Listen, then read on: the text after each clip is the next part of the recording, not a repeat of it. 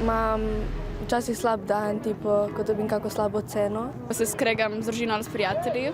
Ali pa ko me punca pusti. Žalostna sem tako, nisem neki nasmejana. Je to normalno, po mojem mnenju, zato ker ne moramo biti vsi vedno veseli vsak dan. Ko imam slab dan ali pa sem jezen, sem večinoma tiho in sem v svoji sobi poslušal muziko. Če imam slab dan, mi je ful všeč, če dobim kako dobro kosilo ali dobro hrano.